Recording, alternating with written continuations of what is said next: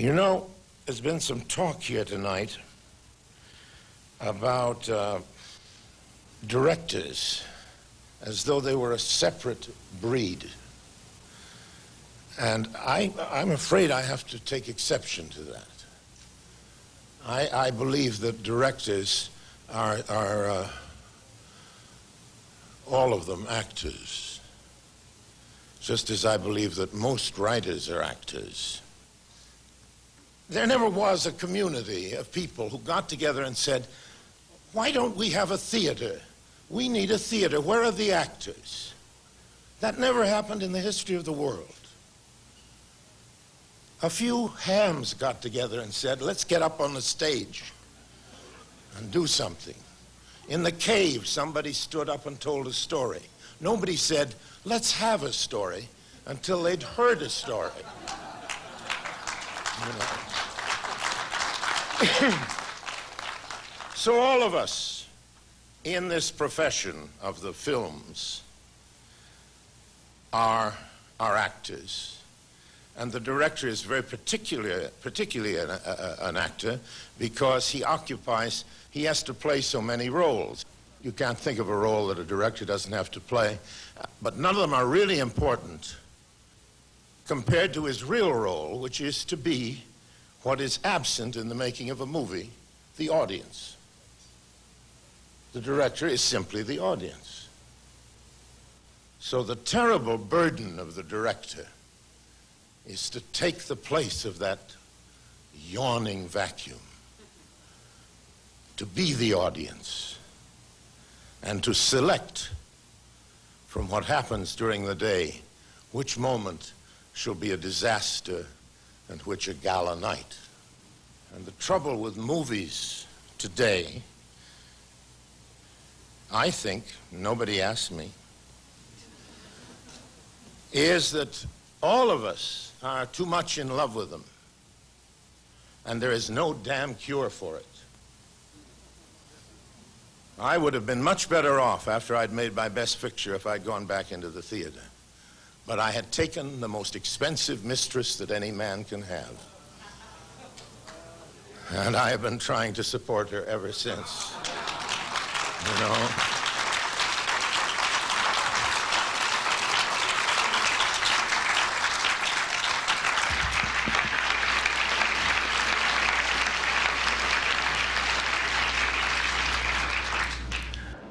Good afternoon. I'm Peter Bogdanovich. That was obviously Orson Welles from a speech he gave at the Hollywood Foreign Press Association in 1981.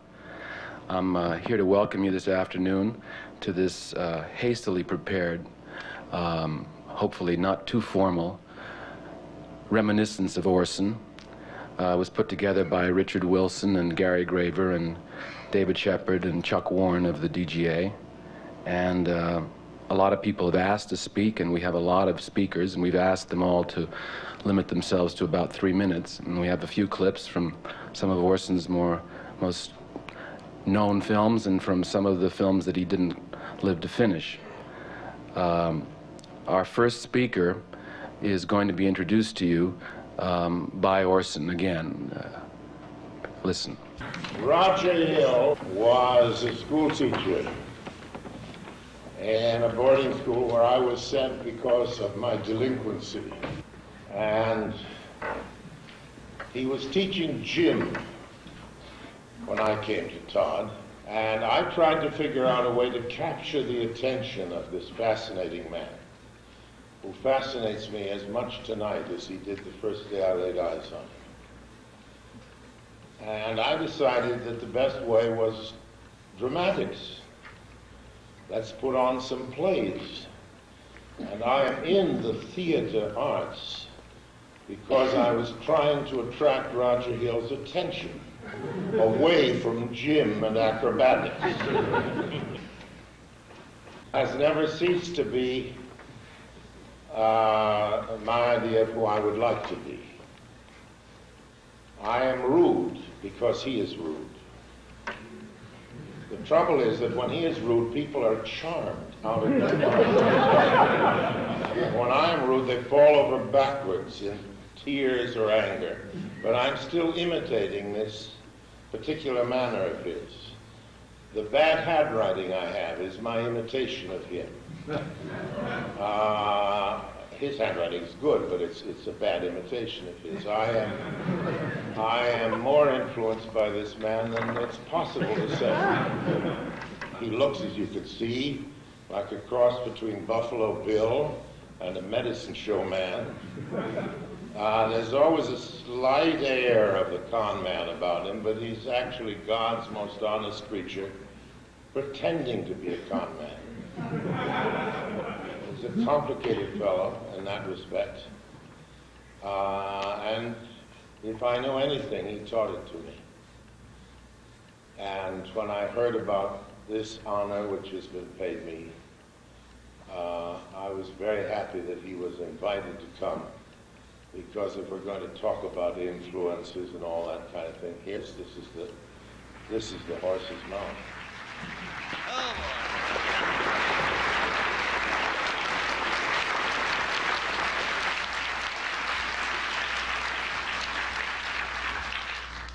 I begged that I wouldn't have a lectern here to work. I wanted to stay at the side. I certainly have no set speech to give you, but here I am, and as always, Orson exaggerates any thing about me, one good or bad, as far as that's concerned. But as a doddering 90 years old, a guy prone to weep at the present time, but I'll get over it. I thought instead of, I'm limited to 3 minutes, instead of saying anything for myself, I would give you about 2 sentences from the wonderful Maverick's speech that he made when he accepted the Life Achievement Award from the AFI, and let me give them to you.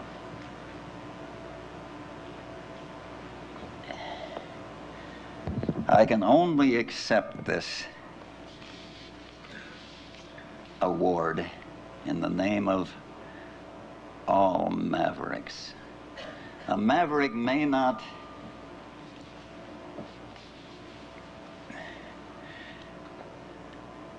go his own way, and he surely doesn't think it's the only way.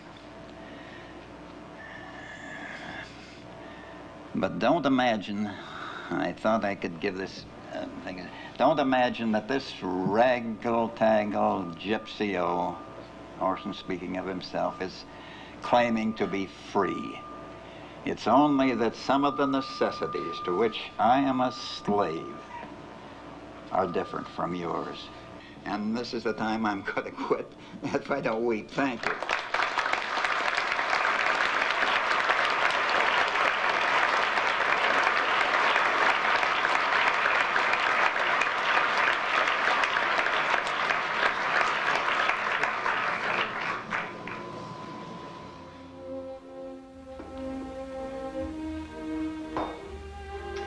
Beautiful. Oh, I can't. Yes, you are. You're very, very beautiful. I've never been to 6 parties in one night Extremely in my beautiful. whole life. I've never even been up this late. It's a matter of habit. I wonder what the servants will think. You'll think we enjoyed ourselves. Dearest, Didn't we? I don't see why you have to go straight out to the newspaper. You never should have married a newspaper man. They're worse than sailors. I absolutely adore you. Oh, Charles, even newspaper men have to sleep. I'll call Mr. Bernstein, have him put off my appointments until noon. What time is it? Oh, I don't know. It's late. It's early. Charles, do you know how long you kept me waiting last night while you went to the newspaper for 10 minutes? What do you do in a newspaper in the middle of the night? Emily, my dear, your only correspondent is the Inquirer. Sometimes I think I'd prefer a rival of flesh and blood. Oh, Emily, I don't spend that much time on the newspaper. It isn't just the time. It's what you print. Attacking the president. You mean Uncle John? I mean the president of the United States. He's still Uncle John. He's still a well-meaning fathead who's letting a pack of high-pressure crooks run his administration. This whole oil scandal. He happens to be the president, Charles, not you. That's a mistake that will be corrected one of these days. You, Mr. Bernstein, sent Junior the most incredible atrocity yesterday, Charles. I simply can't have it in the nursery. Mr. Bernstein is apt to pay a visit to the nursery now and then. Does he have to? Yes. Really, Charles? People will think... What I tell them to think.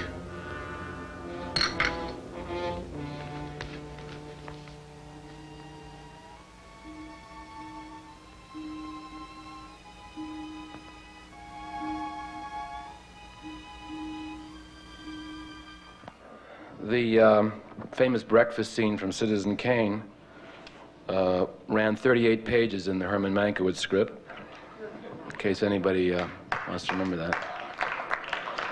There are several people who couldn't come here today and wanted to, and they sent messages, and I'll be reading them as we go along. Here's one from George Stevens, Jr., the president of the AFI. Too often, he said, we measure a film only by its bank account. Remembering the stormy seas that Orson Welles weathered in his career, here's what John Ruskin said 100 years ago in noting that many of the most enduring works in art and literature are never paid for. Quote, how much, he asked, do you think Homer got for his Iliad or Dante for his Paradise? Only bitter bread and salt and walking up and down other people's stairs. So we measure Orson Welles by his courage and the intensity of his personal vision. He reminds us that it is better to live one day as a lion than 100 years as a sheep.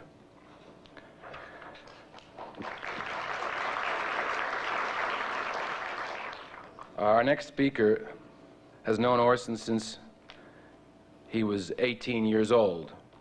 He is a well-known television producer who's did the Dean Martin show for many years and also was instrumental in bringing Orson back to America, back to Hollywood in the late 60s because he kept putting him on television. Will you welcome Greg Garrison, please?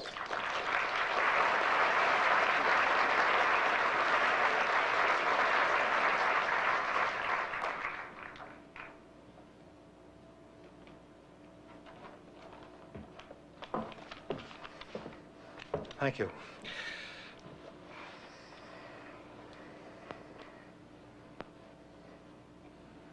I've known him just about all of my life. He helped put me through school. He was my advisor, counselor, brother, and of course, my very dear friend. The world knows him as a genius, a brilliant actor, writer, director who mastered the art of his profession, but not its games. He set standards of perfection that will never, ever be matched. His films had a kind of beauty, purpose, and brilliance that will never die. That's what we've always seen in Orson's work, something that will be here when all the fads and the fancies are long gone. The images that he created, the sound of his voice will be with us forever. As an image, Orson was indelible. As an actor, well, I was with him on the stage while working as his gopher at a tryout in Philadelphia of a show he wrote, produced, and directed called Around the World. During a 2-week run, he played 8 different parts so that the actor whose part it was could see how Orson wanted it done. That was before he went to Hollywood, long before Hollywood got him. No, that's really wrong. Hollywood never got Orson Welles. His films were on his terms, or they just simply weren't made. Orson was, quite simply, as you all know, his own man. And what a man. A truly fine man. Delightful, warm, kind, charming. And he was funny. Oh, yes, he was funny. Orson just loved to laugh. I'm sure everyone here today shared in that wonderful, deep, deep laugh. I will always remember his great sense of humor. In the 70 years that he lived, it would take the best of us, a dozen lifetimes, to fulfill what Orson gave to life. To his friends who are with us here today, I want you to know how I felt about our friend. He helped me like a father during my early growing up days at a time when I really needed him. He's gone now, but a man like Orson never really dies as long as the last man that ever knew him is still alive. Yes, I loved Orson Welles. I want you all to know that too. Thank you.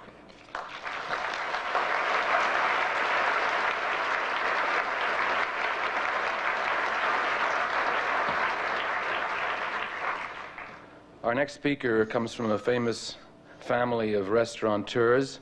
He is the owner and proprietor of Ma Maison, and for the past several years, the daily purveyor of food, wine, and humor with Orson.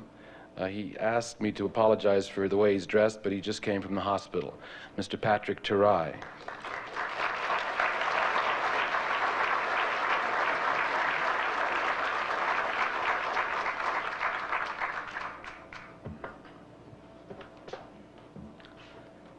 If Orson was here, he'd pick up the check. For all of you, because that's the kind of generosity that man had. As a matter of fact, when he used to come to the restaurant, he would always say, bring the check around 2 o'clock. I want to get out of here. I don't want to make this lunch too late. Because he was afraid he'd get bored. He was always on time when he came to lunch. It was Henry Jaglin that was always late. Kept him waiting. No, it was like a routine. We'd always see Kiki enter with Freddie through the back door of the kitchen. And we knew Orson would be showing up right behind him. Orson was more than a customer to us at the restaurant. He was a friend to all of us. And we spent many wonderful time. And I just want to share a couple of stories because we're here to really smile. Because if we all sit here and cry about this whole thing, we won't get very far. The couple of stories I remember is one of them was one I shouldn't really tell, but I guess today I can tell it. Is they were tearing the building across the street from us, and there was a lot of ivy, and we got a rat infestation in the restaurant, believe it or not. And it was in the middle of a dinner. And this rat came crawling up. I gotta tell you, this rat came crawling in the middle of the dining room. It's not the kind of thing you want to advertise in a restaurant. And he came, and he sat in the chair one table away from Mr. Welles. And right across the dining room, there was another couple who were kind of afraid. And Orson very kindly, in his wonderful voice, said, "This would not be a true French restaurant, ladies and gentlemen, unless there was a rat here."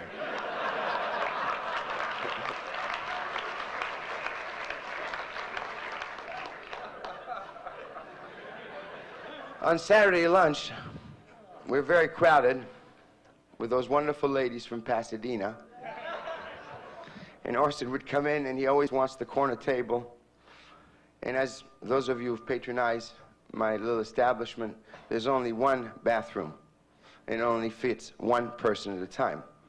Well, there was a wonderful group of ladies from Pasadena, about 12 of them at a table. And they all heard Orson was in the restaurant, so they all decided, all 12 of them, to go to the bathroom together. Just so they could look at Orson. At which point Orson very politely said, "Ladies, the bathroom only fits one person at a time. Now that you've seen me, you can always go back to your table." he was wonderful. And I think yesterday, as my chef came to see me, as I was home, just coming back from the hospital, he said, "You know, it's really sad." I said, "What?" He said, "The passing of Orson Welles." I said, "Why?" He says, "You realize that he's been going to the restaurant for 10 years and none of us got an autograph?" I said, "Yeah, that is really terrible." He said, "But just think," the chef said, "all of us will remember him by his memory and his wonderful entrance to the kitchen. Thank you."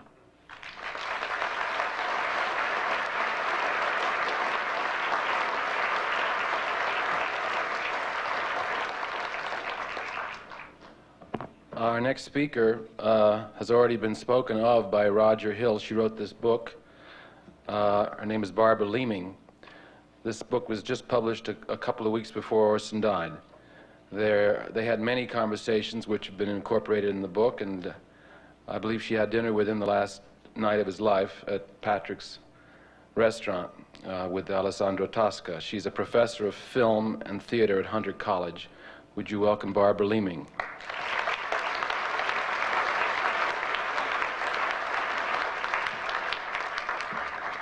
Excuse me for reading.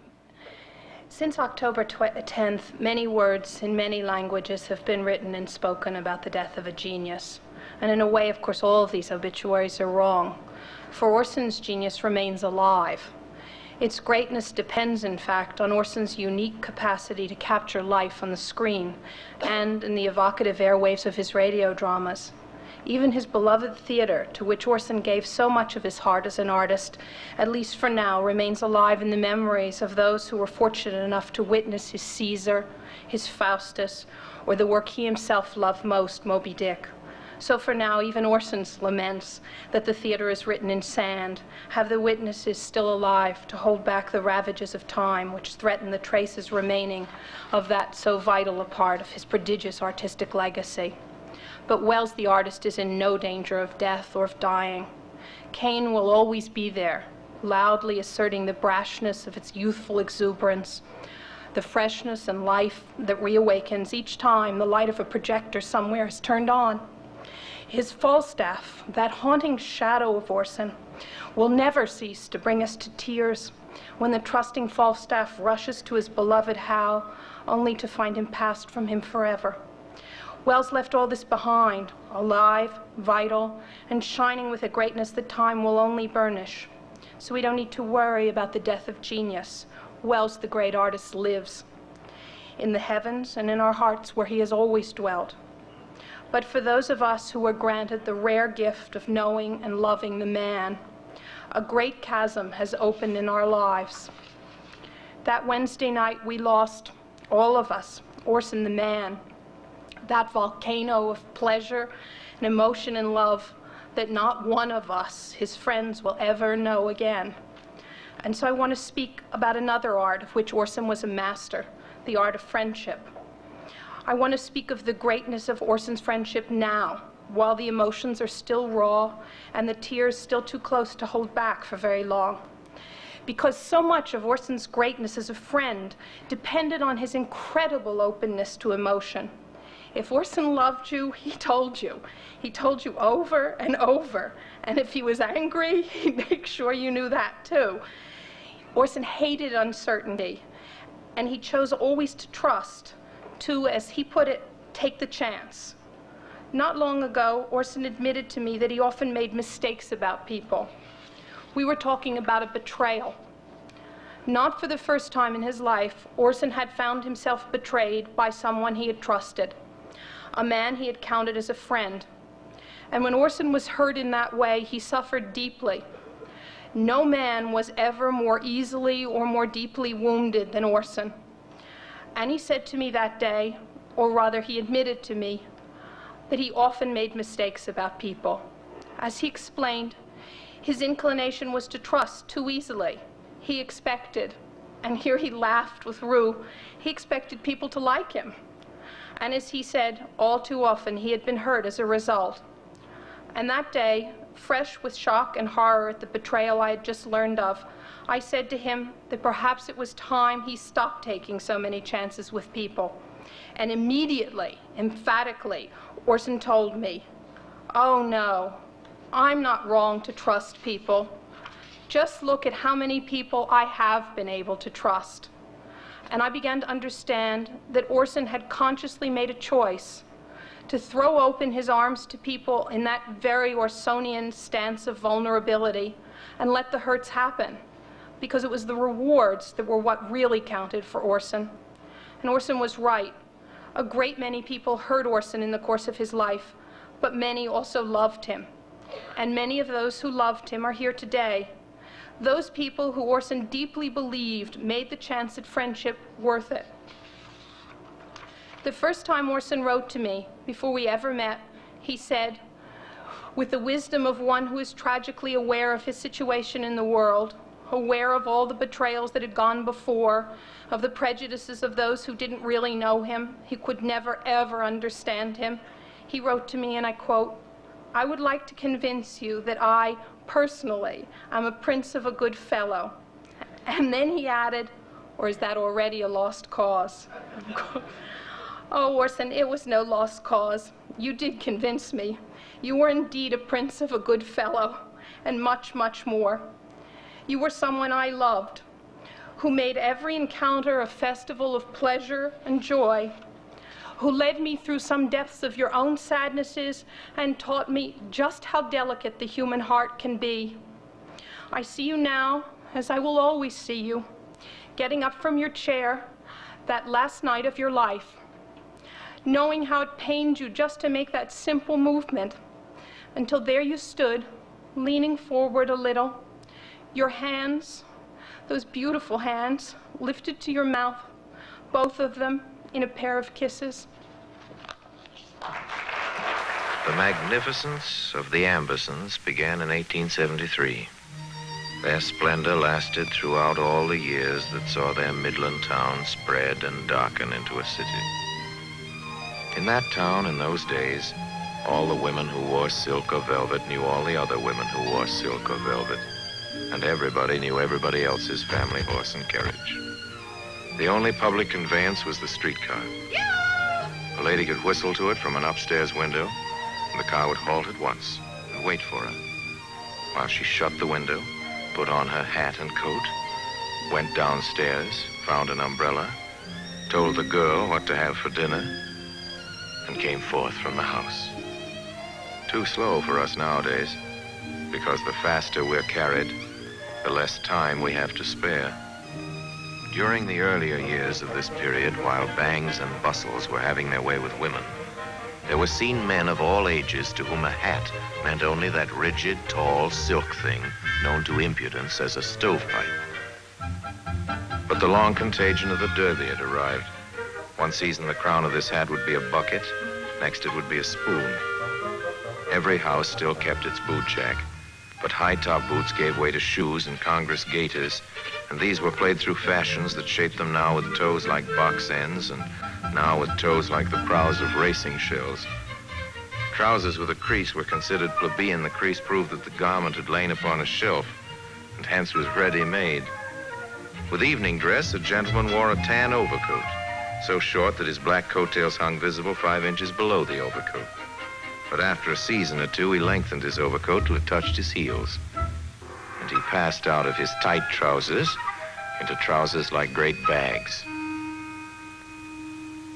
In those days, they had time for everything.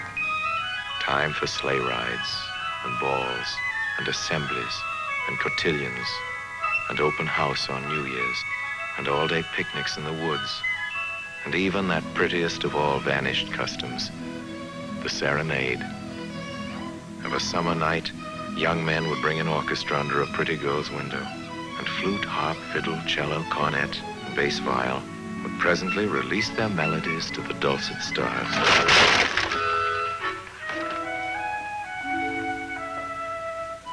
Our next speaker has been a journalist in Hollywood when Orson first, he was a journalist here when Orson first came to Hollywood. He's a veteran columnist, film critic of The Hollywood Reporter, author of the standard textbook, The Liveliest Art, professor at USC, and he's witnessed Orson's influence on students, Mr. Arthur Knight.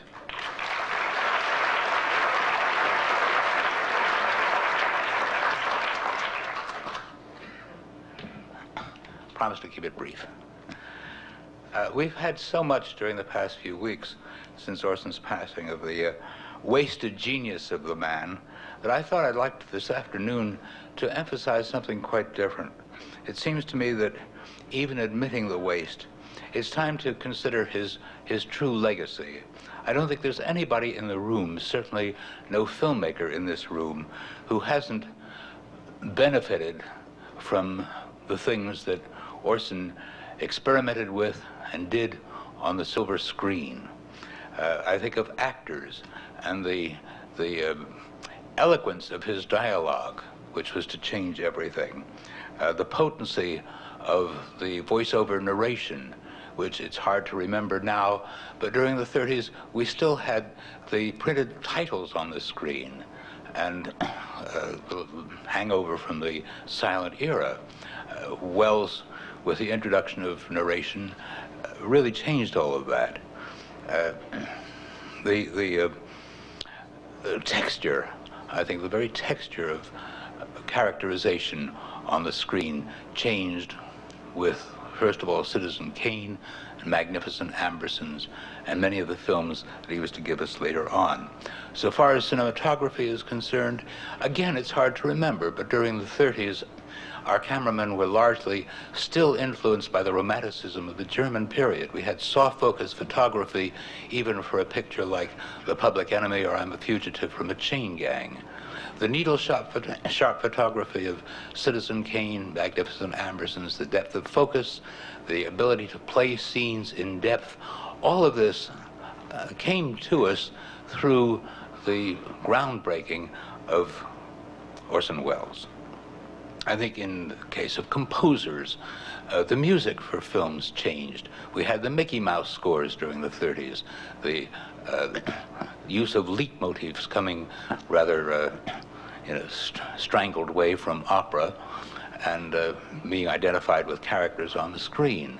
Orson Welles, working with Bernard Herrmann at first, who had worked with him in radio, realized that you could give an emotional quality to a scene with the music. And it had nothing to do with the Mickey Mouse technique. It was simply a matter of making people feel with the characters. And then that extraordinary thing that also came from radio, the musical bridge that carried us from one scene into another and prepared us for the emotional quality of that subsequent scene.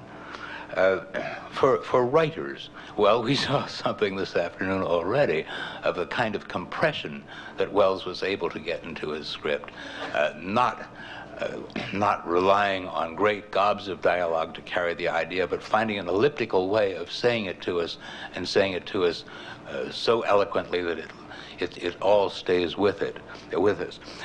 The construction of films, I think, were changed by Welles working with writers. The fact that we had new forms of structures that we had not been able to see before.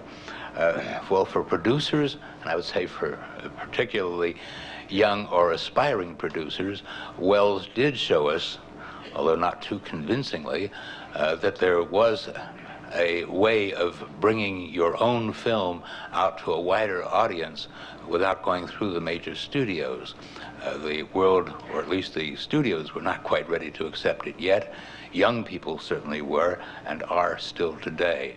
For directors, I think everything that happens on the screen has in some way been influenced by Orson Welles, not by any kind of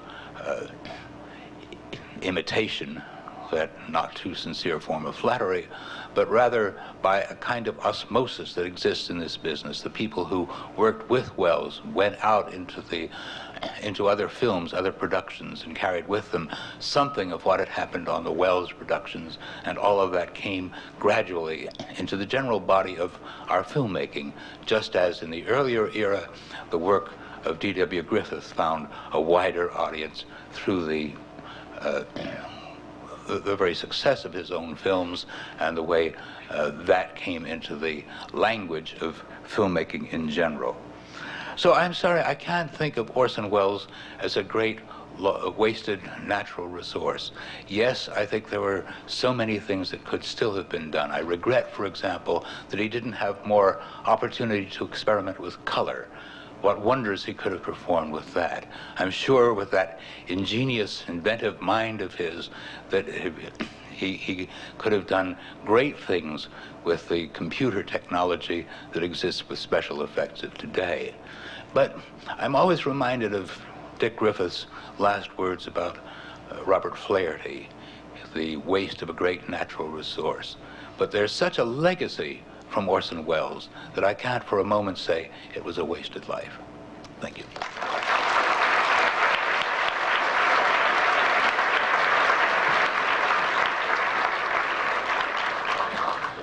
We have our next speaker, Charlton Heston, to thank for a movie that many of us love called Touch of Evil.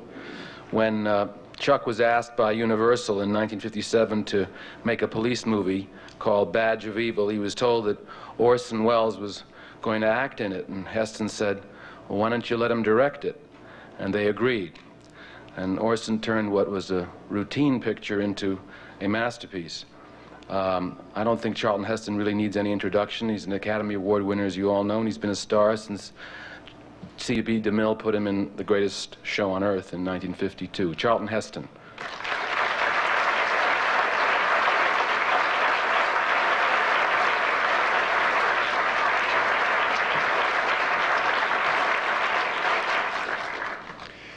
The luckiest thing that ever happened to me in my career, I think, was the chance to work with Orson Welles in Touch of Evil. It was an extraordinary experience, an enormously valuable learning experience. He taught me all kinds of things about the importance for actors with bass voices of the use of the tenor range. He was the first man to ever take me into a cutting room, which he did with great generosity and great patience. And he also was the most entertaining director I have ever worked for. People imagine filmmaking is a lot of fun. They say, oh, it must have been marvelous fun to work with so-and-so, to do this and that, to be there. Filmmaking is very hard work, very long days, filled with frustration and failure on every hand. And you find it often a bitter struggle to see yourself each day falling short. With Orson, somehow, this was not so. It was always an exciting, almost a party. A celebration is better. It was a celebration. And also, he could do something else. Even in a marvelous part, most of the scenes are not marvelous. Most of the shots are just structural shots. Orson could persuade you that a shot where you drove up and got out of a car and went up a flight of stairs and in a door just happened to be the most important shot in the entire film. And I don't know if he was the best director that ever lived. I suppose he wasn't the best actor. He was an enormously gifted writer, director, producer, actor. I do know that he was the most talented man I have ever worked with, indeed, ever seen. Talent is a very slippery word in itself. It's, I suppose what it means is that smoky, subjective something hidden somewhere inside us that allows us to make up plays and paintings and bridges and airplanes and murals and movies. And Orson had more of that than anyone I've ever known. Indeed, he was so enormously gifted that these things came from him casually, quite often under pressure. I sometimes think that worked to his disadvantage. He could come up with so many brilliant solutions, such sudden leaps of the imagination, of the creative intelligence, in moments of absolute panic, that I think unconsciously he may have created these situations. I think it may be, truly, it may be that throughout his career, he subconsciously painted himself into corners just to see how he could get out of them. This, of course, created a sense of wary skepticism in those for whom he worked. and especially in those to whom he had to turn for money. Orson, unhappily, always denied the basic fact of filmmaking, that the raw materials are so expensive that we cannot afford to buy them for ourselves. We must get them from people who have the money, and they want it back, and that's fair. And Orson, the only people Orson never would bother to charm, and he could charm anyone, were studio heads. And those are the people that have the money, which is one of the reasons we have so few pictures. We have what is arguably the greatest picture of all, Citizen Kane. We have, Peter was very generous about Touch of Evil. I think it has perhaps been more accurately described as the best B-movie ever made, which in itself is a reflection of the ambiguous skepticism with which the film community regarded Orson. But we are lucky to have the films we have, and it is our grievous loss that we haven't more of them. As epitaph, I wanted to speak a few words from a play we both did many times, Julius Caesar. I played Antony, he played Brutus, to my great loss, never together. But it seems to speak some of the things I feel. It also, I think, may have suggested a line he wrote for Marlene Dietrich about his character in Touch of Evil. All these are ambiguities of the kind that amused Orson enormously. He was my friend, faithful and just to me, but Brutus says he was ambitious. If it were so, it were a grievous fault, and grievously hath Caesar answered it. He was the noblest Roman of them all, the elements so mixed in him that nature must stand up and say to all the world, this was a man. Thank you. I'll turn the music on up for you. I thought you'd like. Not just now. It's past 7 and I haven't been to bed yet. Bed? Well, you can get into it now. I brought the sheets. They think I'm going to help make it. They got another thing coming. I'm not going to be a party to... I'm the man. It's day already. I'm the night man. Can't the day man help me make the bed? There ain't no day man. Well, I don't know whether I'm welcome or not. I want you to hear this. I've heard it already. Our friend Vargas has some very special ideas about police procedure. He seems to think it don't matter whether a killer's hanged or not, so long as we obey the fine print and the rule I books. don't think a policeman should work like a dog catcher. No? Putting criminals behind bars? No. In any free country, a policeman is supposed to enforce the law, and the law protects the guilty as well as the Our innocent. job is tough enough. It's supposed to be. It has to be tough. A policeman's job is only easy in a police state. That's the whole point, Captain. Who is the boss, the cop or the law?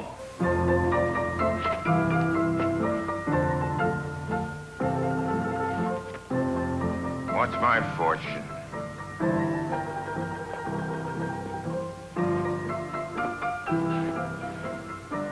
You've been reading the cards, haven't you? I've been doing the accounts.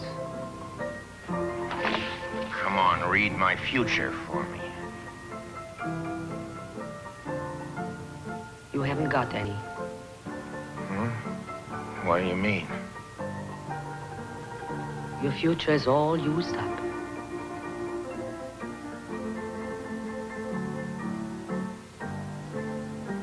Why don't you go home?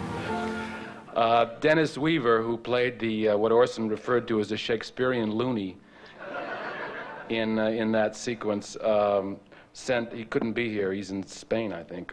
He sent this message. Quote, he was a most impressive, larger-than-life character even then, at least to me. We constructed my character out of whole cloth, completely different from what was written in the original script. Orson was very pleased and asked me to improvise and ad-lib to create new scenes.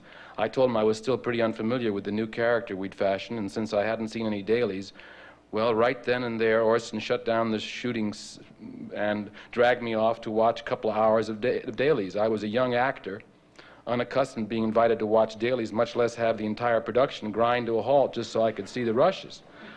Orson cared about getting it right. I'm sure both the man and his work will continue to provide inspiration for filmmakers for many years to come. Our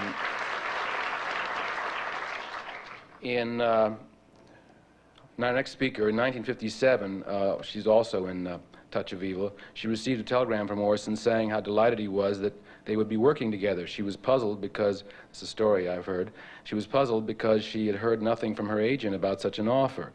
Orson perhaps figured that by bypassing her agent, he'd be able to get her at a lower price. It evidently worked. When she did the film Touch of Evil, she had to play it with a broken arm, except in the motel scene where she had the cast sawed off.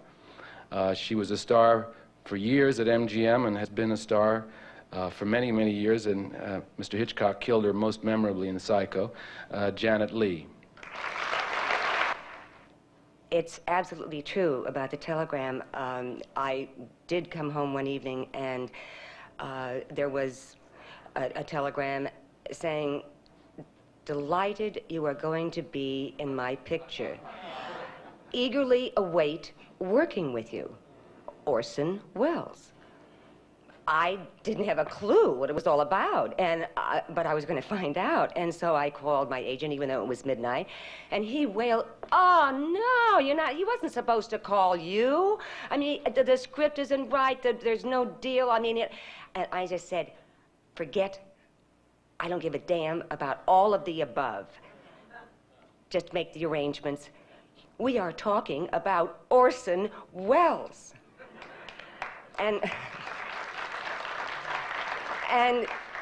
And so, thanks to the showmanship from the master himself, I was privileged to have his life and his gifts brush mine.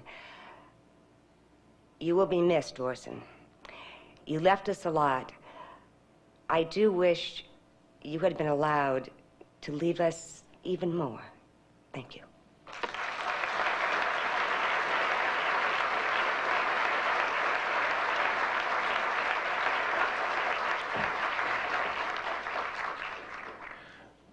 Our next speaker met Orson Welles in 1940 at RKO. He was the film editor on Citizen Kane and The Magnificent Ambersons, and several other films before he started directing in 1944. He's directed such films as The Setup, I Want to Live, The Haunting, and of course The Sound of Music and West Side Story. He's been president for the Directors Guild for 2 terms, and he's currently co-chairman of the American Film Institute, president of the Academy of Motion Picture Arts and Sciences, Mr. Robert Wise.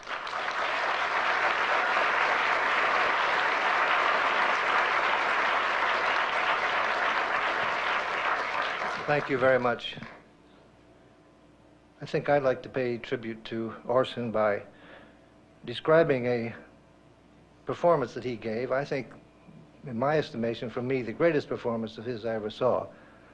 That, unfortunately, I was the only witness from Hollywood to this performance.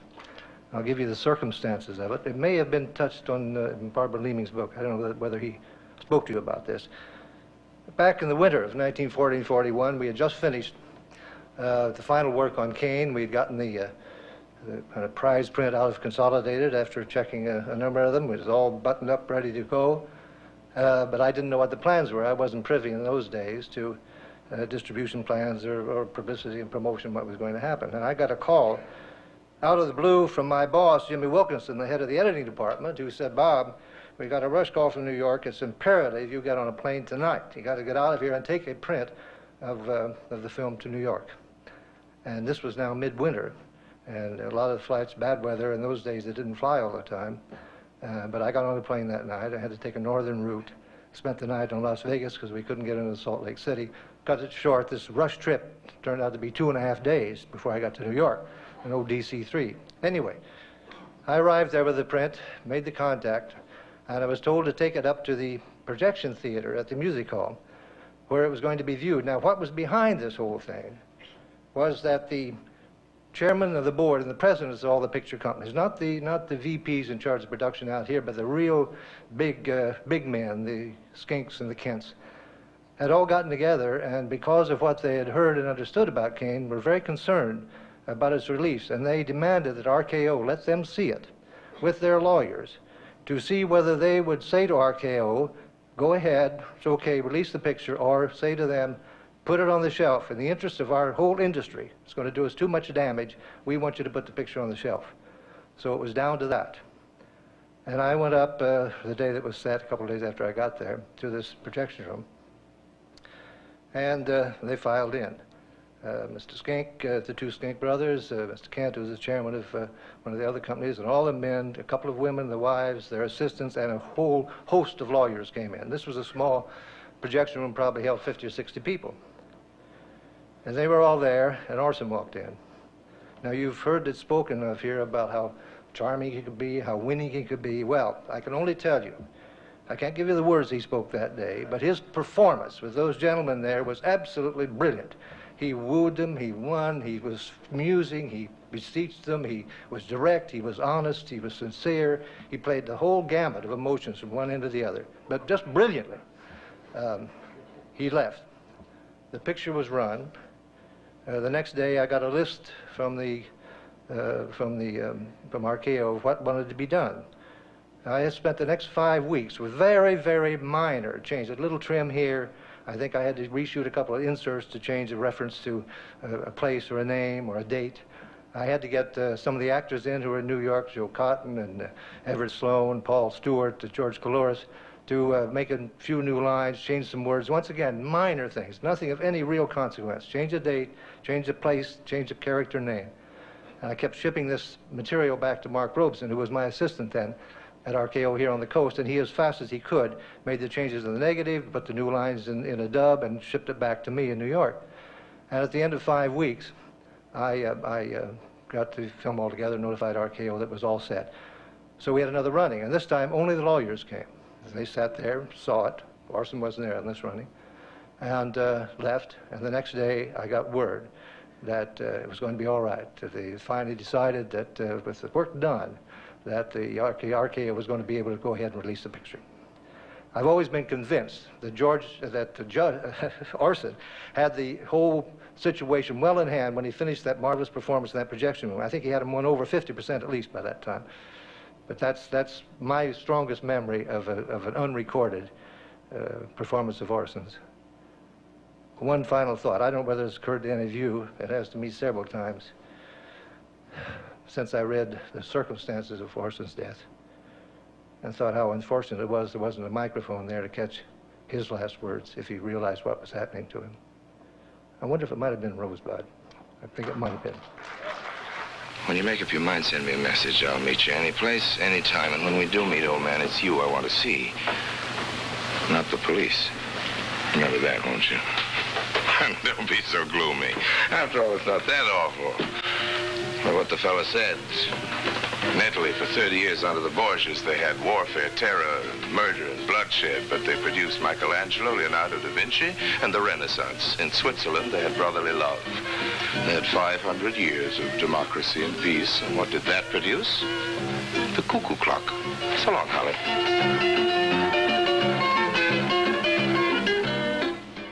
Joseph Cotton couldn't be here today, and you just saw him. He sent the following.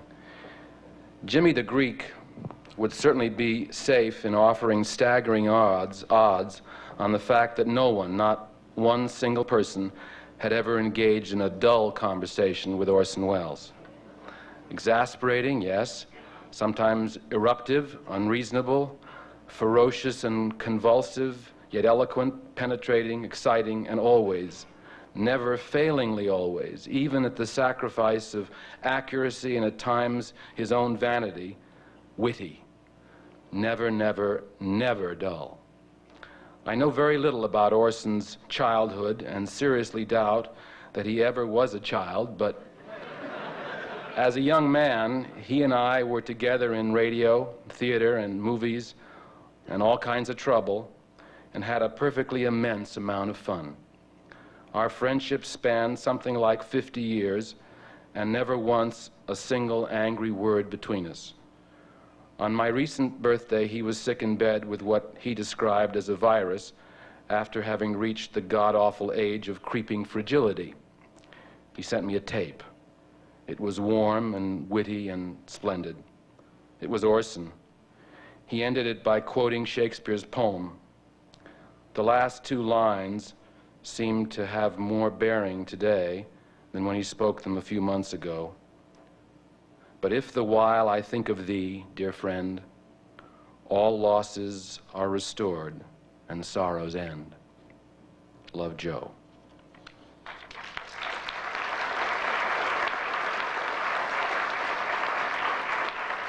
The great and very influential French film magazine, Cahiers du Cinéma, which had such illustrious writers as dear Francois Truffaut and Jean-Luc Godard and Claude Chabrol, has sent the following telegram. Cahiers, they also devoted several special issues to Orson, the entire issue, and I think they just did another one. Cahiers du Cinéma feels they have lost a dear friend, one of their favorite directors, and one of the most outstanding personalities in the artistic world of this century. Through his films and his talent, Orson Welles has created a following amongst many other directors, and he has made thousands of people love films throughout the world. His work remains. We'll still have the everlasting pleasure of seeing again the immortal masterpieces which have upset the international cinema.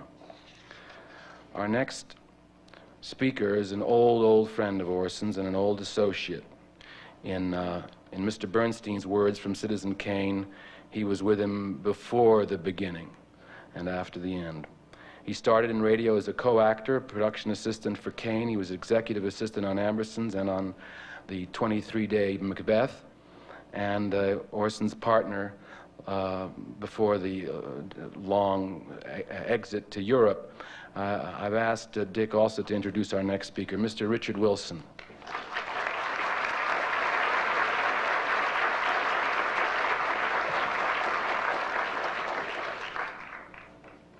There are so many memories flooding in on me that I don't trust any of them.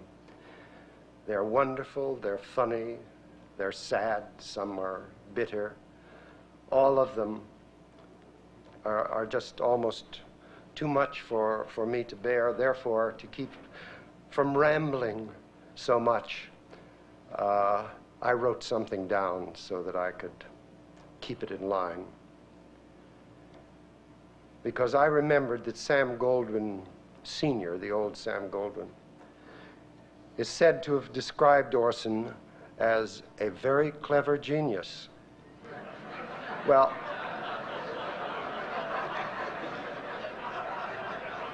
and he was that.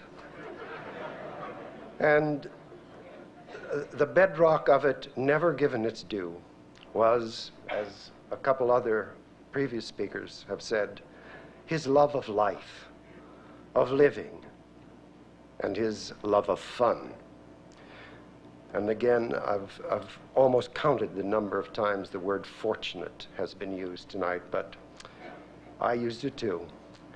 We who were fortunate enough to work closely with him were infected by that incurably, if we started young enough, and know how many coats of cynicism we had acquired.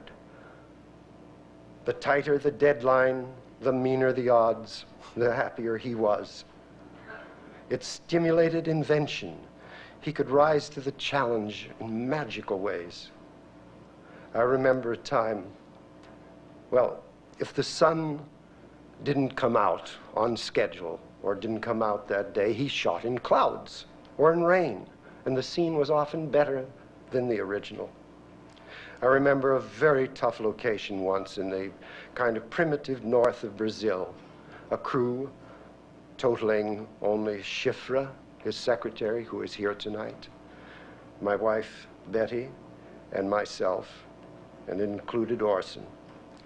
Orson had slept in a hammock slung between palms. He'd insisted on this. A target for the coconuts that had beamed him twice. Miserably celibate because the girls in the village either had duenas or some social disease. It was really a tough location. And one sunset, we had waited for someone or something, and I think the boatman had sailed into the wrong cove, and we waited and we waited, and we were all set up. One of us was reading had found in the midst of all these Portuguese books and Portuguese periodicals, an English copy of Sean O'Casey's Playboy of the Western World. Orson snatched it from her hand, and he read it aloud from start to finish, playing all the parts in that wonderful voice of his, enriched by the gate and the Abbey Theater. His voice booming out against the surf, the rush of the surf, the plunk of coconuts into the sand. I tell you, it was magic, but it was his idea of fun. I was told in October that his heart had failed. Maybe the pump had failed, but his heart keeps the creative juices flowing in numberless people to this day, and will do the same for people who have never met him. His juices flowed into films that will last as long as films last. I would like to pay tribute to Cahiers and to its local contributor, correspondent here, Bill Crone, who's someplace here, who did one of the great interviews with Orson for that magazine, but who also sought out, never willing, as some of us were, to understand that certain of Orson's films were lost forever. And through the help of Fred at Paramount, together they did unearth some of the films. It's really by an accident. Some assistant director misfiled the film under the wrong name. Now, most of the negative has been lost. All of the sound has been lost. But there is a part of the film that Fred has found very, very hurriedly, of the 4 fishermen where we spent and where I talked about the tough location, being welcomed into the port of Rio in their jangada or balsam raft. Maybe Fred would like to come up at this moment, and Fred Chandler, and say just a word while they hook up just these few feet of film that no one has ever seen before. No one. We hope to do something with it.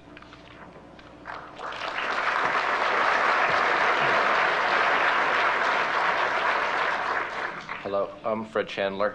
I first met Orson in the editing room, and as Orson has said, that's where a director really directs.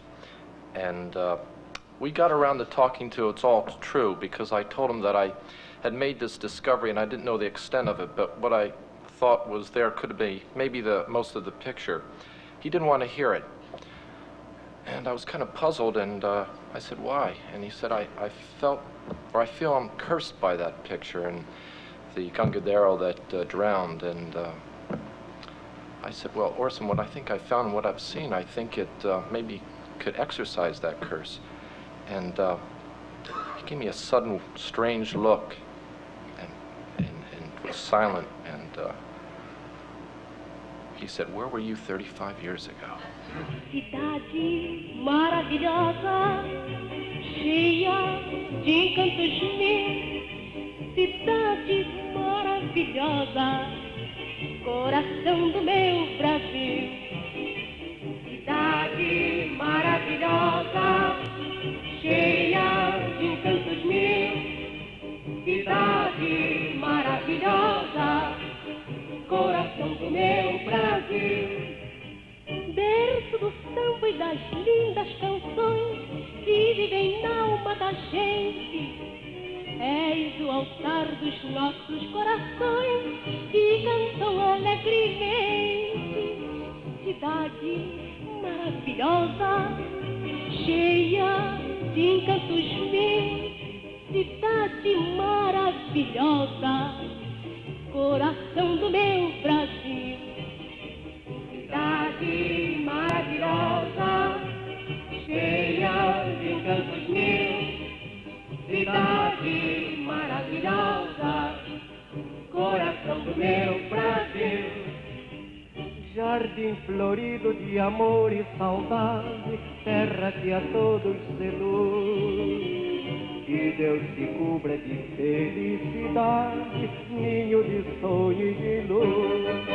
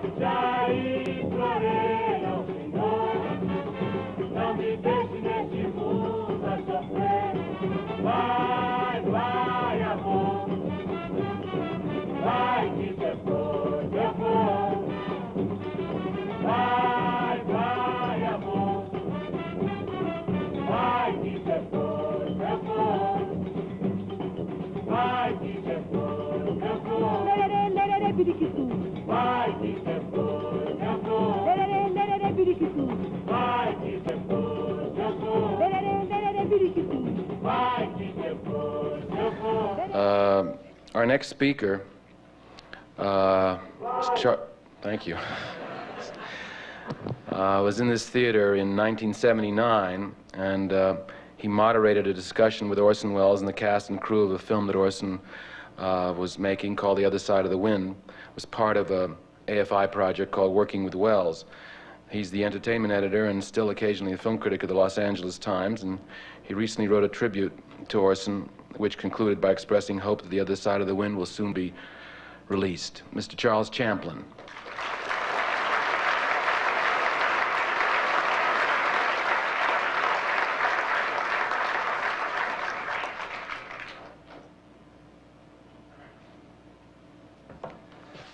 And I still hope so, very much indeed. I met Orson several times over the years, memorably that night and one night down at USC, but I suppose it's true for me, as for many of you, that it's somehow the first conversation that was most indelible, the first sort of interview with notebook in hand that I had with him back in 1973 at a restaurant in Century City, which preceded Ma Maison and predeceased Orson and everybody else. But he arrived bearing a box of cigars, as lesser mortals would carry a packet of cigarettes, and we had a wonderful conversation which sticks with me still. He had already been working for about 3 years on The Other Side of the Wind and had shot a major piece of it on location down in Arizona, and I suspect that the money had run low or run out, and he was hoping that some news about the production might help interest some new backers. And it did sound fascinating. A Wellesian commentary on the Hollywood he knew then, and now a sort of roman à clef for certain parts, and other parts a kind of skeleton key that I felt would have fit any number of locks and villains in the town. He ranged over many topics. The thing he said he would like to have had Bob Evans play a studio chief, but he was afraid that if he did, it would inhibit the sale of the film. And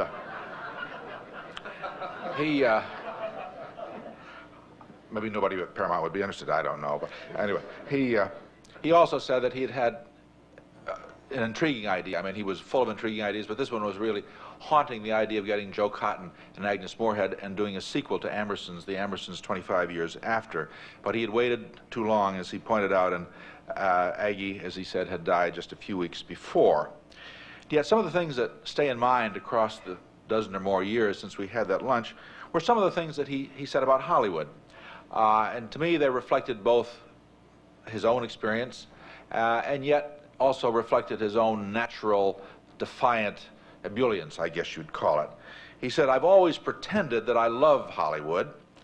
In spite of everything, I feel no sour grapes. It's not an emotion I have time for, nor one that ever does you any good." On the other hand, last year my daughter brought a stack of books about the movies, and on nights when I couldn't sleep, I began to read them, read what the executives had done to the directors and the writers. And I'm afraid the balance of the evidence is against this town, not for it. I say this fearlessly, not forgetting all the smarmy statements I've made about Hollywood before this. The ones who succeed are the lucky ones. I suppose it goes back to the beginning of time, he said, when an animal instinctively had to put a foot atop its prey. The brass had to put their feet on the director if they could. But he went on to say, there's no pleasure in the world as great as directing a movie on a stage here in Hollywood with a Hollywood crew. The atmosphere is great and truly professional. He said, damn, I've had enormous fun here. Great friends here. People have trouble distinguishing the community from the system. What's against us is the semi-tropical climate. The South everywhere is mischievous, he said. You know, there's a south of Sweden where the people are lazier and more charming. He said, it's true here as well. Horrendously and curiously beguiling. You can be so turned off, and yet it's so wonderful. And then he said something that I've always found haunting. He said, I'd like to think that I wouldn't have made all bad films if I could have stayed working in Hollywood, but of course you don't know. And yet, as he said that, there was a kind of measuring glint in his eye, as you knew he could see all the triumphs that only needed a favoring nod. Thank you very much. Dan O'Hurley's numerous roles in the film and theater and TV include a marvelous role in Carol Reed's Odd Man Out and the title role in Luis Buñuel's The Adventures of Robinson Crusoe. Would you welcome Mr. Dan O'Hurley?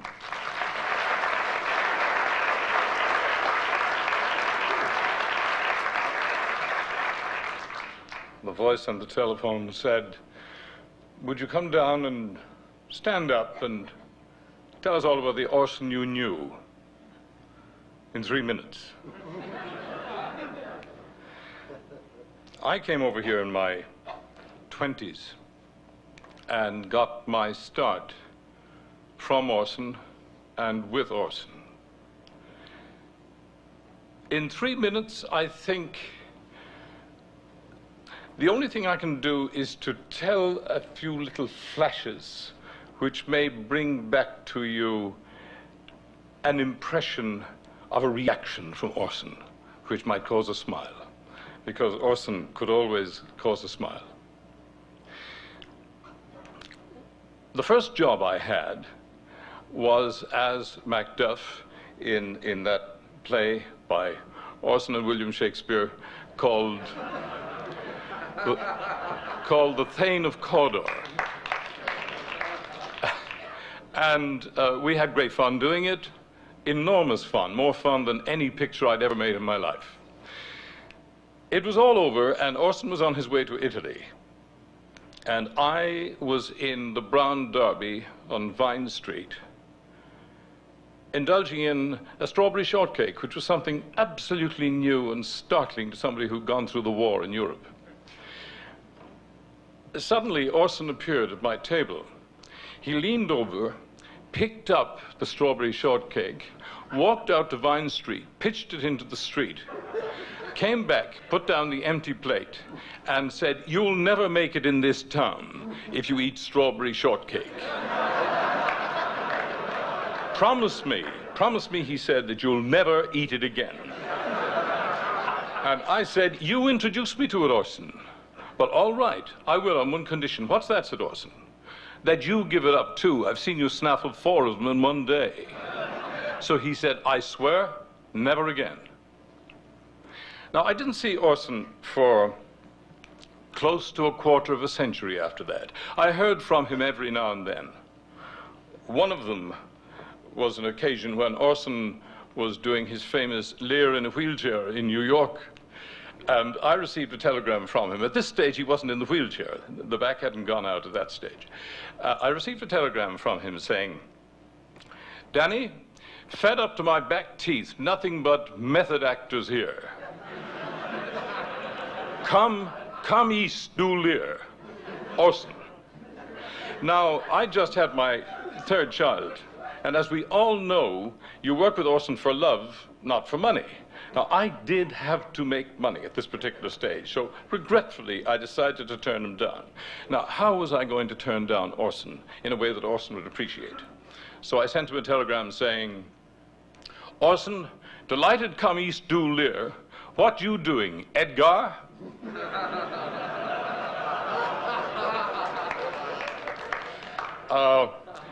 And now let's jump to 25 years. I was working for the Mosfilm, the Russians in Caserta, in Italy. And Bogdanovich, the director, said, "Orson Welles is downstairs." So I went downstairs, and he was in this great, this trailer. And he'd put on a little weight since I'd seen him last. And he was sitting, making up his face, putting on a nose. He was sitting on a stool, I think. Now, I appeared in the doorway. Orson could see me in the mirror, I know. He didn't react. He never said a word. He didn't look at me. So I just waited and waited. I gave in the end. He didn't say a word. So I said, "Orson, I thought you promised to give up strawberry shortcake." And Orson looked at me with a grin, and he said, "I did." That's all. Thank you.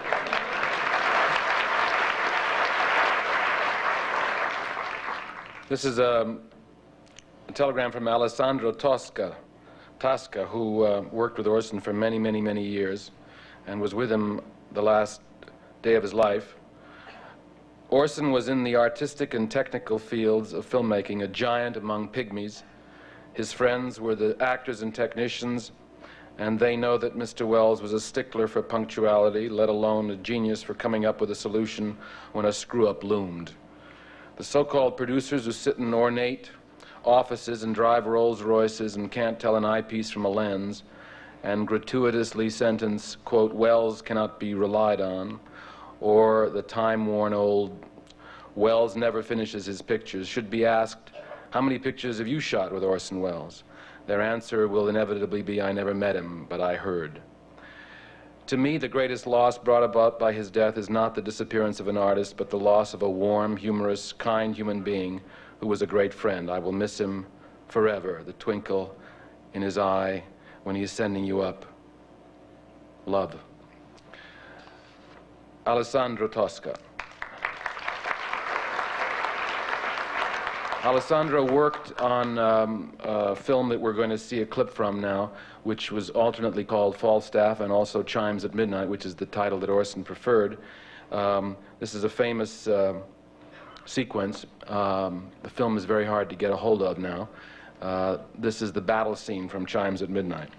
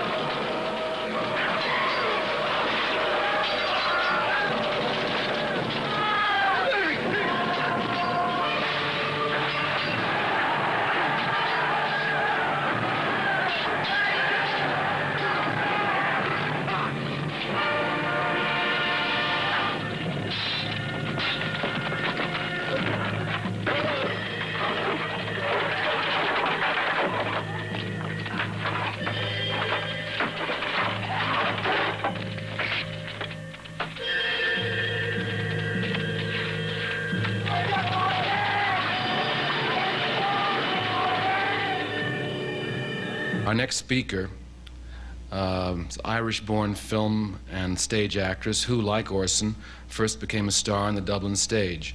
Orson put her into his 1938 New York stage production of Shaw's Heartbreak House.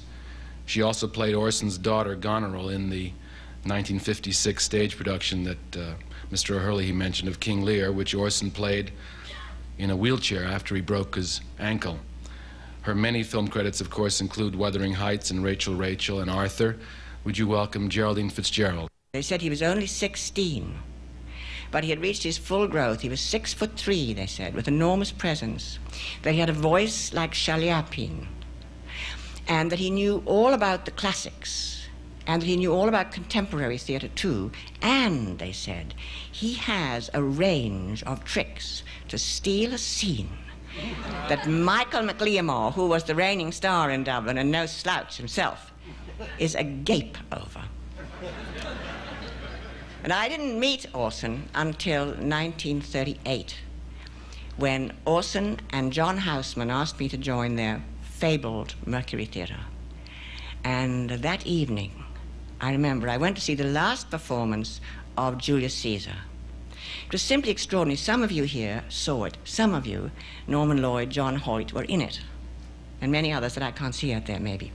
But it was done as if it was done in Mussolini's Italy. And it had the immediacy and the impact of the TV evening news, truly. Orson himself played Brutus, and he played Brutus with an extraordinary maturity, because he wasn't quite 23 then. He played it in a way that suggests that he would have been a magnificent Hamlet. When the play was over, the audience, if the play was extraordinary, the audience behaved in an extraordinary way. They waited when the last line was spoken, a full beat, just as if they'd been directed by Orson himself, this dramatic silence. And then they jumped to their feet and they started charging about, yelling and screaming, hugging each other, and going towards the stage as if they wanted to pick up all the actors individually and hug them and kiss them. Orson has said some things to me in the years that I've known him that have impressed me, and two of them were, one is kind of funny. He said, "Don't worry about money on your way up," he said. "No one makes money on the way up. All the money is made coming down." And he also gave me a piece of advice, which I'm sorry to say he never took. He said, "Don't fight Hollywood," he said, "because Hollywood is a quicksand. And the harder you fight, the deeper you sink." And I want to finish by saying that the last time I played with Orson was, as Peter says, in King Lear in New York. His Lear was magnificent, but there was one part of it, and Dan O'Hurley also talking about this, one part of this that I'll never forget. When he, as Lear, was sitting with Gloucester in that tragic scene when both men have lost everything, and Lear is trying to put together the chaos of Gloucester's psyche. They talk about everything, power, women, everything. And finally, Lear says, "None doth offend, none. I tell you, none." I've never forgotten that. Thank you. The great unfinished movie, The Other Side of the Wind, it is actually all shot but not cut. And there was a lot of legal problems with it. We have a clip that's not in particularly good shape. It's pretty spliced up and chewed up, but I think you'd be interested in it. It's supposed to be in black and white and color, the way you're seeing it. And here's Orson's voice from a time he introduced it, I believe, at the AFI, to explain what it is. The scene that you're going to see takes place in a projection room, and Norman Foster is one of Jake Hannaford's stooges. Jake is the character John Huston plays. He has a stooge, and the stooge is trying to sell the unfinished movie that Jake is making, and for which he needs end money. Billy is supposed to explain the plot as far as he can remember it, and incidentally to sell the movie to Mr. Big, who is a handsome young studio head, a former actor, who, by the way, bears no resemblance to anyone unless you insist. You sure you wouldn't like a gumdrop?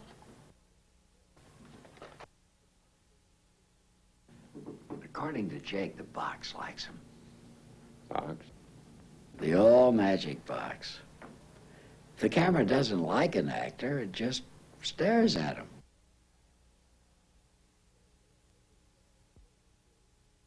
Well, that's what Jake says. And if the actor doesn't like the old magic director? Yeah.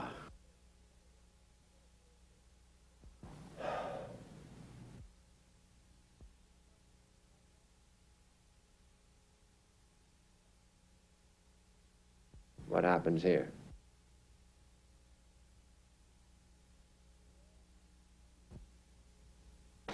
I'm not really sure, Max. Maybe it's here she leaves the... What's the bomb for? I don't know. Maybe he's changing his mind and there won't be any. So what are the toys about? Well, before this, she'll be pretending to look in the window at him. That is when we get around to shooting it. Anyway, the boy thinks she's been looking at these dolls. Which doll? Well, the one he thinks she was looking at. So, well, he goes in and buys it for her.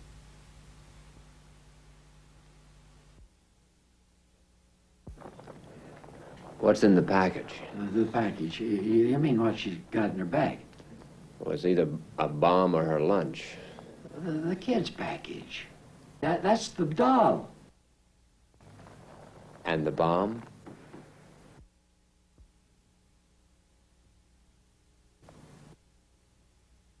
Well, the bomb is... When does it blow up? Well, we don't actually know.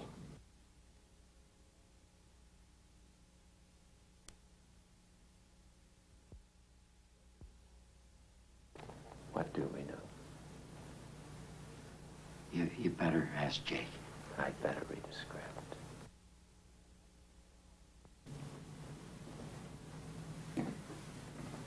Oh, there isn't one.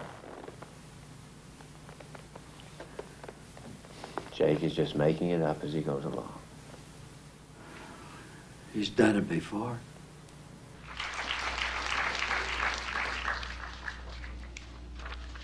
Back in 1961, in New York, the Museum of Modern Art did a retrospective on the films of Orson Welles. It was the first time something like that had been done in the United States, and they asked me to write help organize it and write a small monograph, about 50 pages, which I did. And we had an address on Orson, and it was sent to him. 8 years later, I was in Los Angeles by that time, out in Van Nuys, and the phone rang one day, and I answered it, and he said, his voice came in, "Is Peter Bogdanovich there?" I said, "Speaking." He says, "Hello, this is Orson Welles." I said, "Hello." He said, "I can't tell you how long I've been wanting to meet you." I said, "You just took my line." He said, I said, "Why?" He said, "Well, I like what you wrote about me. Can we meet?" And I said, "Yeah, where, when?" He said, "Now, come over to the Beverly Hills. I'm at the Polo Lounge, Beverly Hills Hotel." So that afternoon, rather nervously, I drove over. In fact, I had the car in low, driving over Mulholland, and it was smoking by the time I got to the Polo Lounge. And there he was in a black robe, and we started talking. And I having decided I wanted to direct pictures after having seen Ambersons and A Lady from Shanghai, and realizing that a director was something that was possible, I was, strangely enough, not particularly intimidated by him, because he had this extraordinary way, as I think most actors who worked with him will tell you, of putting you at your ease.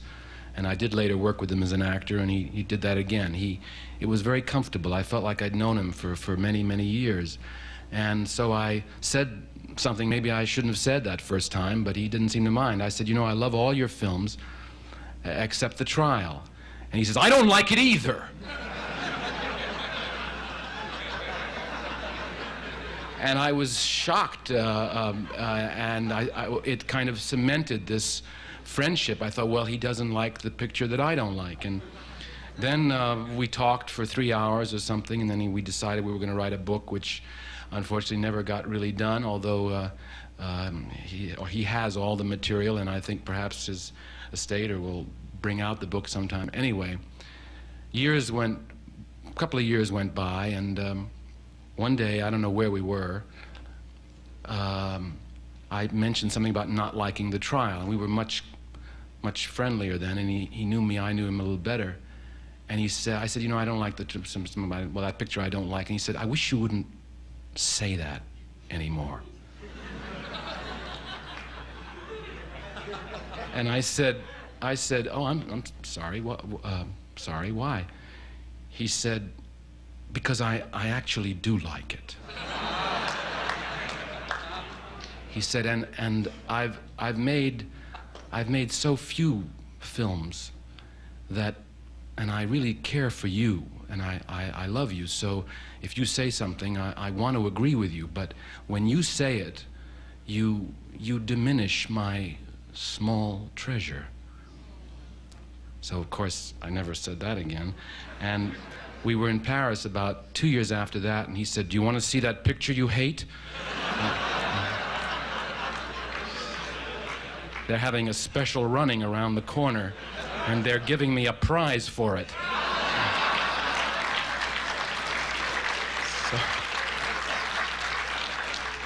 So he said, now, I'm going to sit through this thing with you, and I'm going to show you that it's funny. Well, I sat next to Orson in a very she French Academy running of the trial, and everybody was very, very serious. And Orson and I were sitting there, and Orson started to laugh at the picture on the screen. And I started to see that, of course, he meant a lot of it to be funny, which I had missed.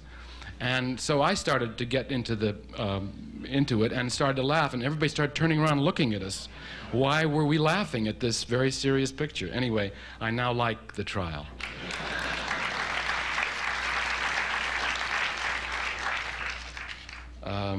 Our next guest, next speaker, has been Orson's friend and cameraman for about 15 years, and a friend, very good friend, underline. He worked on The Other Side of the Wind, and F for Fake, and The Dreamers, which we're going to see a little bit of, and a film called Filming Othello. Would you welcome Gary Graver?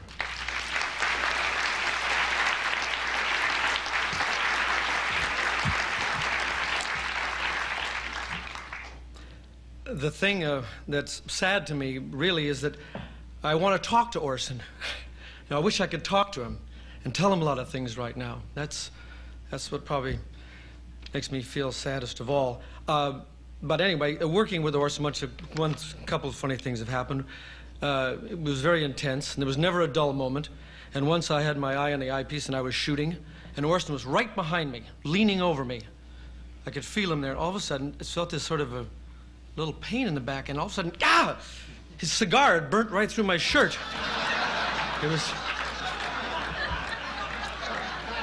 And there was always something like that. I'd like to thank a lot of the people who worked on The Other Side of the Wind, the crew and crews, must fill half this place, for coming here today. The thing that I really remember about Orson, I don't know why, when I was a child in kindergarten, they put us down on a blanket and gave us chocolate milk, and we had to go to sleep. And they would play us from time to time a recording of Oscar Wilde's The Happy Prince, narrated by Orson, and with Bing Crosby and Lorraine Tuttle, 3 people.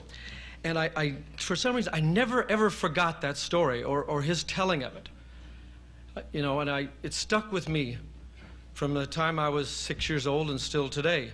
And the story quickly is that of a statue of a prince who, it's Christmas time, and he wants to, a little bird lands on him, a swallow, and he tells the swallow to peel off his gold leaves and drop them around to the poor people so people can have a nice Christmas and have some food. And the bird plucks out the prince's eyes. Anyway, then the prince is thrown in a dust heap because he's no good anymore, along with the dead bird. And as Orson said it, as he said it in the recording, Orson said, "Bring me," this is Oscar Wilde, "bring me the two most precious things in the city," said God to one of his angels. And the angel brought him the dead bird and the leaden heart of the happy prince. "Of what use are these?" said the angel. And God said, "In my kingdom of paradise the swallow shall sing forevermore, and in my city of gold the happy prince shall praise me."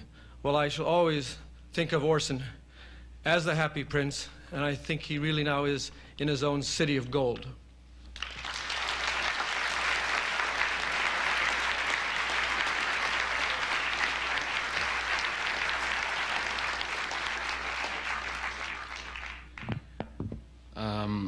The next speaker is Norman Lloyd, who is a newly discovered character actor. You may have seen on St. Elsewhere. He was actually one of the original Mercury players.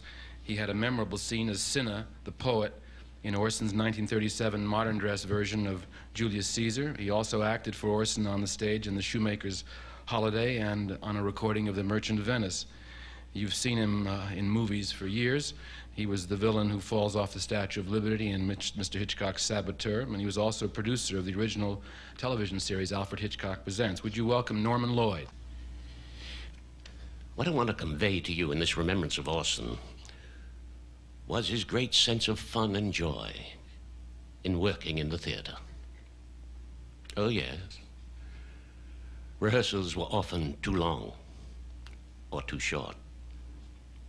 There was much screaming. And there were times when we were on the verge of starvation, when the breaks for food were far between. But all of it was quintessential theater. The theatricality was so intense. It was what we were looking for when in our youth we walked through the stage door. And when I think of Orson, it's in those quick flashes that bring back the first season of the Mercury in 1937. The matinee preview of Julius Caesar, when the curtain came down and the audience exited without one hand clap, let alone a smattering of applause. Orson stood at the center of the stage. The cast lined up on either side of him, staring at the lowered curtain. When onto the stage bounded Hank Sember, 5'3", but stocky. He was one of the press representatives of the Mercury. "Orson," he exclaimed. "Not a call, not a single curtain call." He was now standing in front of Orson, who cleared his throat and spat squarely into Hank Sember's eye. Sember, although a foot shorter, was undaunted and reared back to throw a haymaker when Orson grabbed him by both arms and pleaded, "Spit in my eye, Hank. Please, spit in my eye." Sember obliged. Thus was the show saved for American theatrical history. As a result of that performance, the production was postponed for some 5 days and transformed into what is treasured as one of the finest Shakespearean productions of our time. We have a very short clip from one of the last things that Orson shot. He wrote a beautiful script called The Dreamers, based on a story by Isak Dinesen. And it's a story about an opera singer, Pellegrina, who loses her voice. She can't sing anymore. And so she sets out to live a life, to live a bunch of different lives. And she says goodbye in this scene to her closest friend, an old Jewish man from Amsterdam, Marcus, which Orson played, but he never shot his close-ups. And she sets out on her journey. The Pellegrina in this is played by Oya Kodar. This is it, The Dreamers. It is true then. Yes. Alone? Like this? And in the dead of night? Pellegrina's dead. Even the servants think so. I had no chance to say goodbye. Will you do that for me? It is struck midnight. To dawn of a new day, at dawn Luigi will be working in the garden here. Please don't forget Luigi. I will say goodbye for you. I do not ask where you are bound for. Many places. Little lioness, you will need money. I will earn my money, whoever I will be. Marcus, I will be many persons. Let this go with you, little lioness. I should like you to be easy. This ring will carry you left or right in all of your directions. Left or right, Marcus, but never home again. Not ever. Let me at least follow you. If you need a friend to help, then you can send for me. Oh, Marcus, I would like you to be easy. In your heart, to be light again. Try being someone else.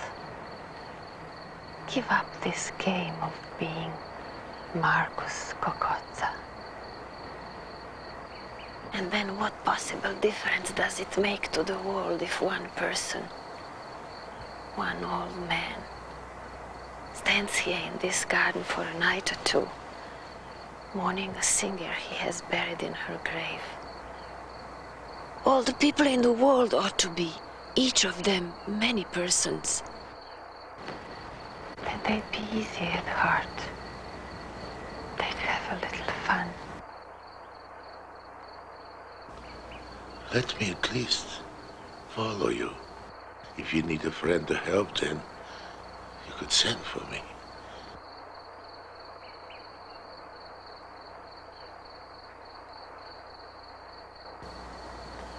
Yes. Be near me, Marcus. But you must never speak to me. I could not bear to hear your voice without remembering the voice of Pellegrina and her great triumphs in this garden.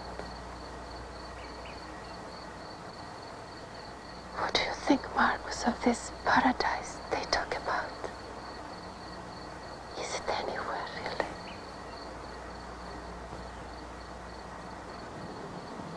The actress you saw there is Oya Kodar, who's also a sculptress and co-wrote The Other Side of the Wind with Orson, and over the last 20 years she acted in The Deep and F for Fake and The Dreamers and The Other Side of the Wind, and she's had one-woman shows in Europe and in America. Would you welcome Oya Kodar, please?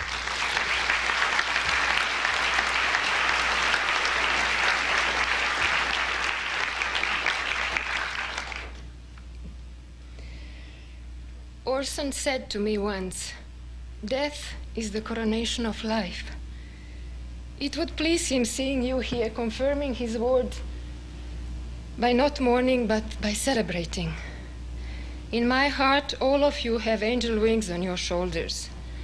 There are a few I know whose fingers are still sticky from trying at this last minute to glue and put together a few disheveled plumes.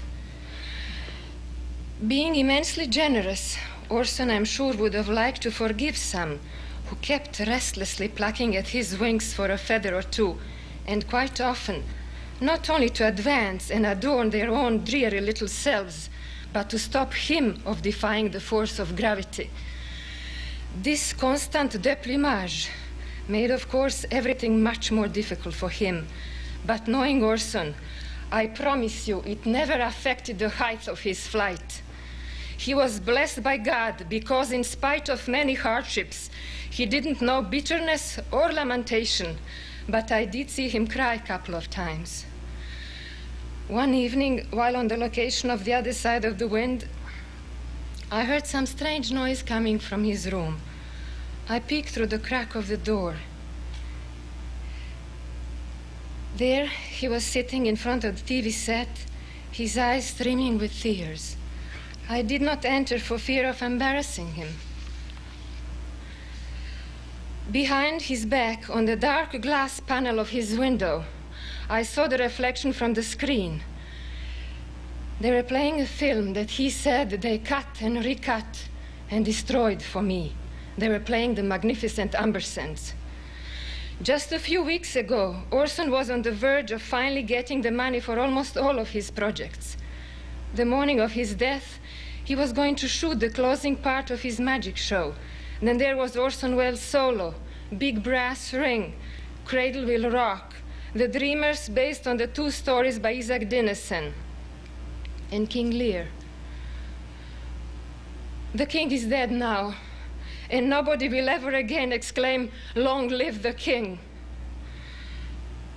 I would like to say something which is, I'll agree with you, not very appropriate for this occasion, but not knowing if I'll be ever again speaking publicly, I feel I ought to say today to defend Orson's memory one last time. Before anything else, I must strongly emphasize how much the French public loved Orson and what a deep and sincere respect he had for them. The French president, François Mitterrand, sent a telegram of condolences, which he also released to the French press. It reads as follows. Avec Orson Welles, c'est un génie du cinéma qui disparaît. Nous avons suivi son itinéraire de films en films. Nous avons vu le comédien se transformer en gardant toute la force et la puissance de sa jeunesse. Son dernier film, Le Roi Lear, devait se faire en France. Il n'aura pas pu ou pas voulu mener jusqu'au bout ce film testament sur le pouvoir et la solitude. Il nous laisse le regret d'un grand projet inachevé. Orson Welles avait dans notre pays de nombreux amis et admirateurs. J'adresse à sa famille et à ses proches toute ma sympathie. François Mitterrand. I'll translate. With Orson Welles, a genius of cinema has gone forever. We have followed his itinerary from film to film, and we have seen this actor transform himself while maintaining all the strength and the power of his youth. His last film, King Lear, was to be made in France. He may not have been able or have not wanted to follow to an end this film, Testament on Power and Solitude. He leaves us with sorrow of a great project unachieved. Orson Welles had many friends and admirers in our country. I address to his family and to those near him all my sympathy. François Mitterrand.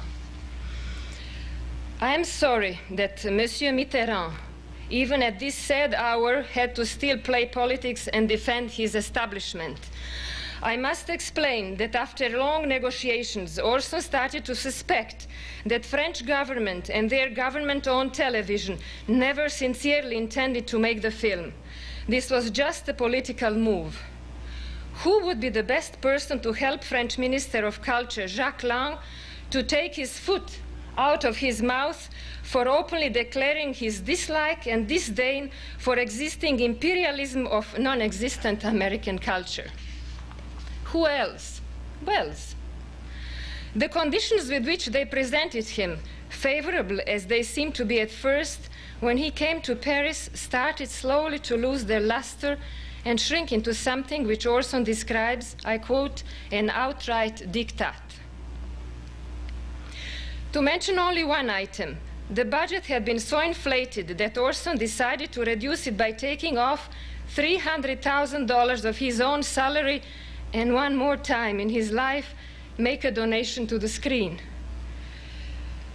Finally, with a broken heart, he was forced to forget the whole project. The message he sent to Paris in month of May ended this way. In the 55 years of my professional career, I have never, not even in the worst days in the old Hollywood, encountered such a humiliating inflexibility.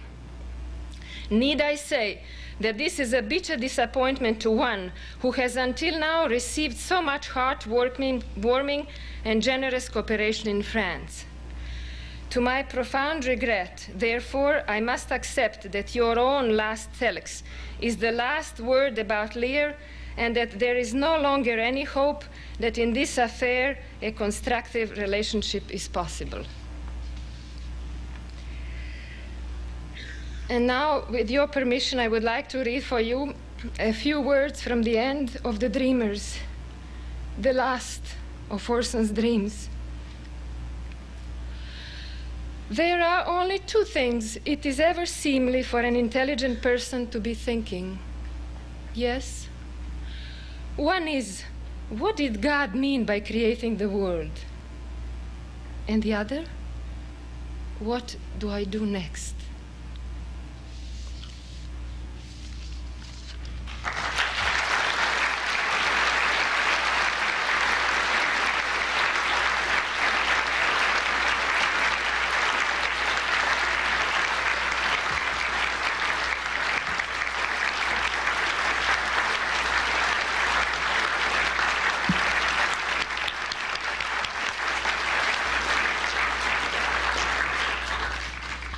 Our next speaker is Henry Jaglom, and Henry and I have known each other, and our last speaker, too, have known each other forever.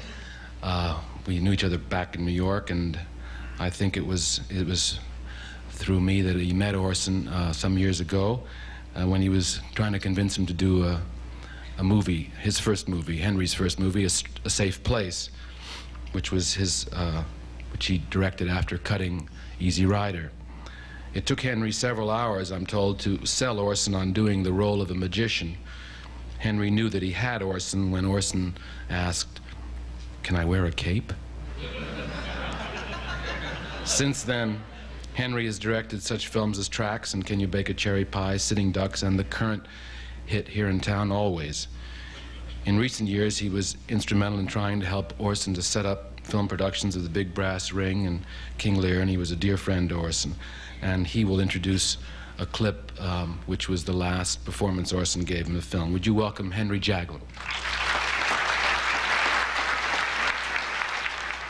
I thought that we should leave you with the real spirit of Orson, and because of the way I work, the actors create their own parts to a large extent. And I had discussed with him before the film what I wanted him to do, and he told me what he thought he should do, and we came to something. But he came in and gave me his own words and his own ideas, which is what you will see. Even though it isn't a movie by me, it is very much of Orson, and it will be, this is a rough assemblage of the last 4 minutes of this last film that Orson will appear in. I left something in there to try to show you, and I think I'll leave it in the final film now, who he really was. After a certain moment, you'll see it goes black, and he thought it was over, but I always cheated him a little bit, and he let me. And I left another camera on that he didn't know was on, and you'll see how he reacts with amazement and surprise at the applause of the people on the set, and then with delight. And I think it is that delight, that great, great, great capacity for delight, that we should remember. This is it. What is it? 20,000 years. All the generations that have passed through all the civilizations of the world have been totally alone. Oh, God. We come into the world alone, we die alone, we live alone. Love and friendship is the nearest thing that we can find to create the illusion that we are not totally alone. My God, yes, yes. We've always been alone. I think you can give me help if you really want to. I think you can tell me at least one thing I know you can tell me. How to make all of this work. I have a terrible feeling that because I'm speaking to you from the back of the theater, and because I have a white beard, You may expect me to give you the truth about something. Help me. I need help. I'm speaking from the cheap seats, not from Mount Sinai. You talk about searching for reality, and it boils down to searching for an ending. And happy endings, which is really what you're looking for because you're a sentimentalist. Happy endings depend on stopping the story before it's over. Can I have a dramatic event? Can I kill myself? Sure. Would that work? Well, it didn't work in Hamlet. He gave it up and went on for 2 more acts. He asked a few of those questions, too, in blank verse. It's a problem that comes along about the 3rd act. As far as this movie is concerned, it seems to me you've got your ending. Could I kill everyone else? By this time, the credits are rolling down, and the audience, such as it may be, is on its way up the aisles. Don't I need a finish? No. Why? Because we have come to the end.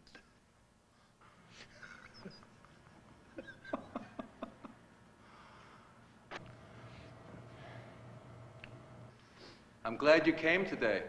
So am I. Thank you. Maybe I you'd think like to stay a little longer? We really can't go on recording this. Why? It's got too sweet. I'm not going to say cut. I'll say cut. I'm a director. Cut. Orson, say it into the camera. What? Say it into the camera. I did. Could you do it again? You want me to say cut again? Into the camera and really do it when he says it. He wants to improvise and do it twice. Cut.